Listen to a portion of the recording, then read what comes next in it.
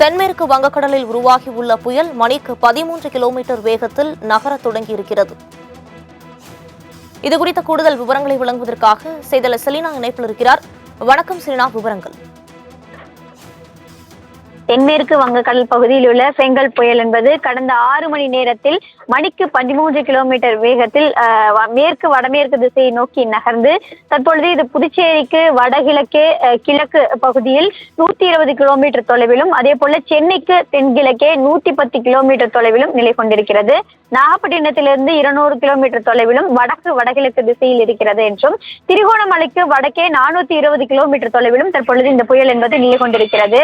இது மேலும் கிட்டத்தட்ட மேற்கு நோக்கி நகர்ந்து வட தமிழ்நாடு புதுச்சேரி கரையிலும் அதே போல காரைக்கால் மற்றும் மகாபலிபுரத்திற்கு இடையே கரையை கடக்க வாய்ப்பு இருக்கக்கூடும் என்றும் வானிலை ஆய்வு மையம் தெரிவித்திருக்கிறது. இன்று மாலை கரையை கடப்பதற்கான வாய்ப்பு இருக்கக்கூடும் என்றும் தற்போது வரையிலும் இந்திய வானிலை ஆய்வு மையம் தெரிவித்திருக்கிறது. குறிப்பாக மாலைக்கு பிறகாக கரையை கடப்பதற்கான அதிக சாத்தியக்கூறுகள் இருப்பதாக தனியார் வானிலை ஆய்வு மையம் தெரிவித்திருக்கக்கூடிய நிலையில் தற்போது வரையிலும் இந்திய வானிலை ஆய்வு மையம் மாலையில் கரையை கடப்பதற்கு தொடங்கும் என்று தெரிவிக்கப்பட்டிருக்கிறது.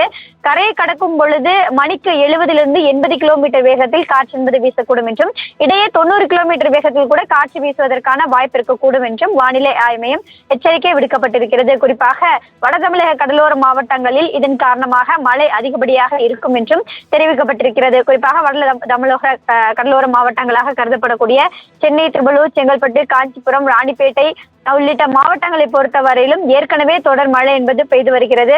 சென்னையை பொறுத்தவரையிலும் சற்று மழை என்பது குறைந்திருக்கிறது. இருந்தாலும் கூட காற்றின் வேகம் என்பது அதிகமாக இருக்கிறது. சென்னைக்கு கிட்டத்தட்ட 120 கிலோமீட்டர் தொலைவில் தற்பொழுது இருப்பதாகவும் கூறப்படுகிறது. செலினா, இந்த பெஞ்சல் புயலை பொறுத்த வரைக்கும் ஆரம்பத்திலிருந்தே பல்வேறு குழப்பங்கள் இருந்து வந்தது. புயலாக மாறுமா மாறாதா என்ற குழப்பம் இருந்து வந்த நிலையில் தற்போது புயலாக மாறியிருக்கிறது. இதன் வேகமானது தொடர்ந்து மாறிக்கொண்டே வருகிறது. ஆரம்பத்தில் 15 கிலோமீட்டர் வேகத்தில் நகர்ந்தது, பிறகு 7, பிறகு 12, இப்போது 13 கிலோமீட்டர் வேகத்தில் இந்த புயலானது நகர்ந்து வருகிறது. இந்த வேகத்தை பொறுத்து மழை பொழிவு மாறுபடுமா? அது பற்றிய விவரங்கள். அதாவது மேகக்கூட்டங்களின் நகர்வை பொறுத்துதான் இந்த மழையின் பாதிப்பு என்பது எந்த இடத்தில் அதிகமாக இருக்கும், எந்த இடத்தில் குறைவாக இருக்கும் என்பதை தொடர்ச்சியாக வானிலை கணிப்புகள் என்பது கணித்து வருகிறது. அதே போல காற்றின் வேக மாறுபாடு காரணமாகவும் புயல் திசை எந்த திசையில் நகர்கிறது என்பது தொடர்பாக கணிப்புகள் என்பது கணிக்கப்பட்டு வருகிறது. காற்று வடக்கிலிருந்தும் அதே போல கிழக்கிலிருந்தும் காற்று என்பது தொடர்ச்சியாக அந்த புயல் நகர்ந்து வரக்கூடிய திசையில் அதிகப்படியாக காற்று வீசினால் வேகம் என்பது குறைவதற்கான சாத்தியங்கள் இருப்பதாக வானிலை கணிப்புகள் என்பது தெரிவிக்கப்பட்டிருந்தது. இந்த 2 புறமும் இருந்து வரக்கூடிய காற்றின் வேகத்தின் காரணமாக தான் 27ஆம் தேதி உருவாக இருந்த புயல் என்பது நேற்று 2 நாட்கள் காலதாமதமாக 29ஆம் தேதி புயல் என்பது உருவாகி இருந்தது.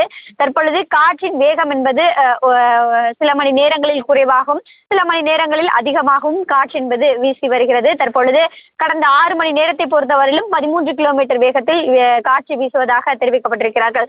காலை நேரத்தின்படி 15 கிலோமீட்டர் வேகத்தில் காற்று வீசியதாக தெரிவித்திருந்தார்கள். அதற்கு பிறகாக 13 கிலோமீட்டராக தற்பொழுது காற்றின் வேகம் என்பது குறைந்திருக்கிறது.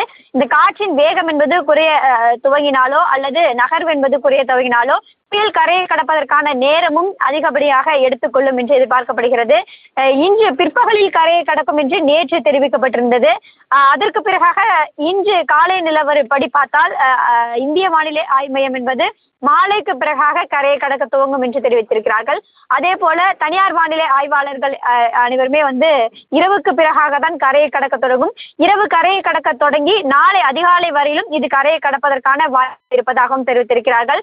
அதன் நகர்வு என்பது புயலாகவே நகர்ந்து கரையை கடந்து அதற்கு பிறகாக நாளை பிற்பகலில் தான் இது மீண்டும் சற்று வலுவிழந்து ஆழ்ந்த காற்றழுத்த தாழ்வு மண்டலமாக மாறி அதற்கு பிறகு காற்றழுத்த தாழ்வு மண்டலம் என படிப்படியாக வலு குறைவதற்கான சாத்தியக்கூறுகள் இருப்பதாக வானிலை கணிப்புகள் என்பது தெரிவிக்கப்பட்டிருக்கிறது.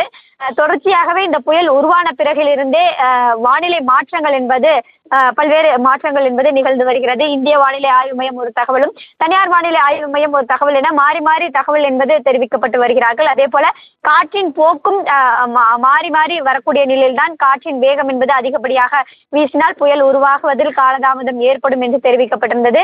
அதனைத் தொடர்ந்து தற்பொழுது புயல் உருவாகி வேகம் என்பது அதிகமாக எடுத்திருந்தது. தற்பொழுது சற்று வேகம் குறைந்திருப்பதாகவும் இந்திய வானிலை ஆய்வு மையம் தெரிவித்திருக்கிறது.